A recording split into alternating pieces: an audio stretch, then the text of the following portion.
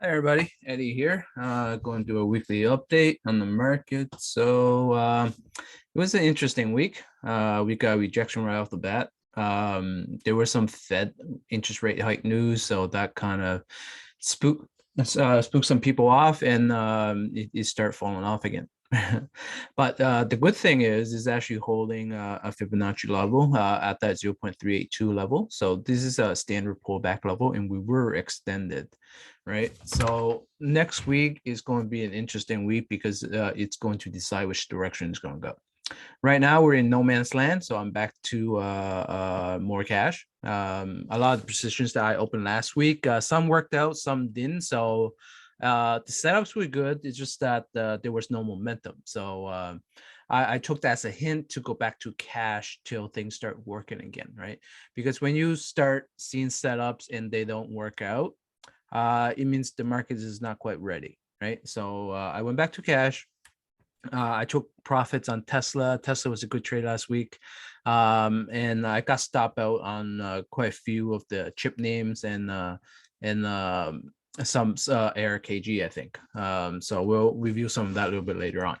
So you can see right here, it is in between the 8-day and the 20-day moving average is right around that 200-day. That's where we closed that on Friday. So there's no real direction right now. It's just this is the consolidation. And then we're heading into a major support. This 50% Fibonacci level, also the 50-day moving average is around right here. This really needs to hold. If this does not hold, then this trend is no longer valid.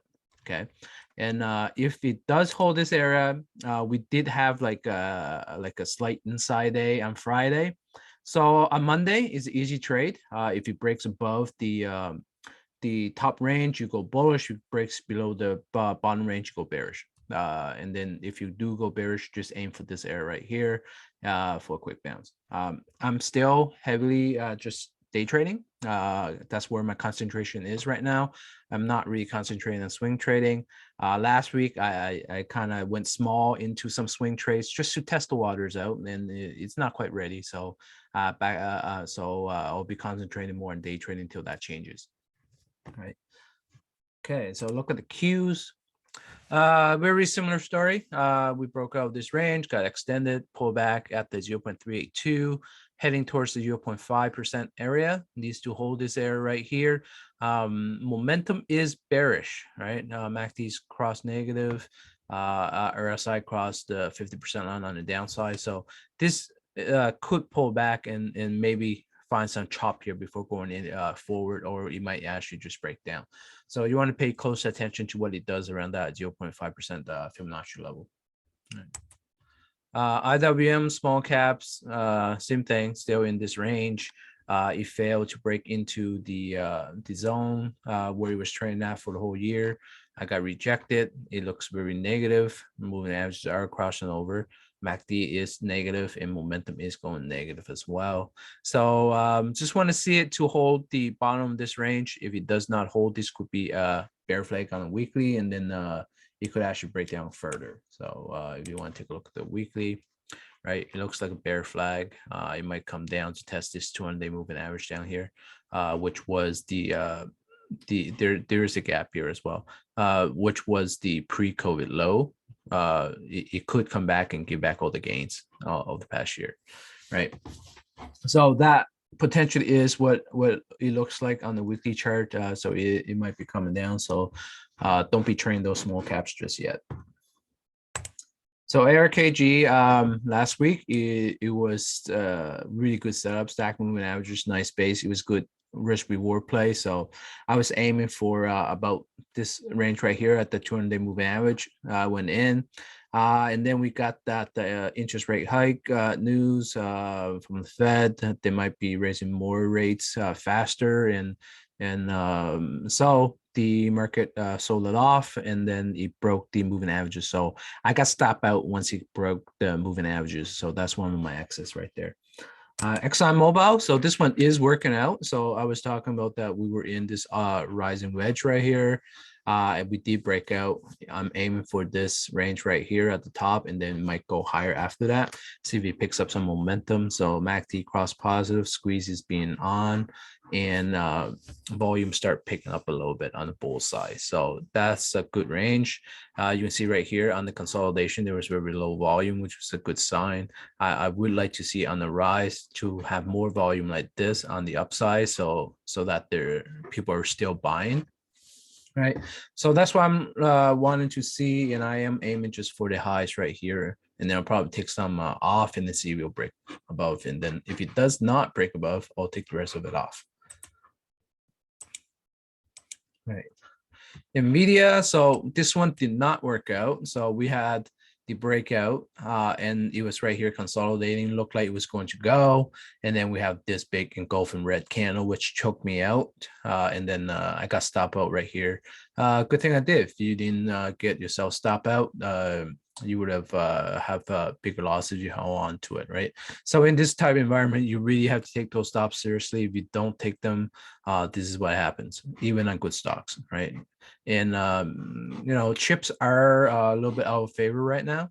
The whole index doesn't look good either. So go back here. Index SMH, right? So SMH is the semiconductor index, and you can see that we went for the highs, we broke down, and it's just basic around right here. So if it actually breaks lows of right here on SMH, right? I'm gonna set an alert right here. If it actually breaks the lows right there, there's a long way down. There's not a lot of support on the way down because this has been a straight up ride. So if this actually does start coming down, it can be a pretty big sell-off if it does. Just like everything else, when it's overbought and then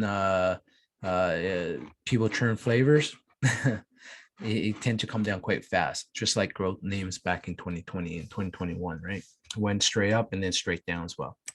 So Tesla, so I have fun with Tesla on this day right here.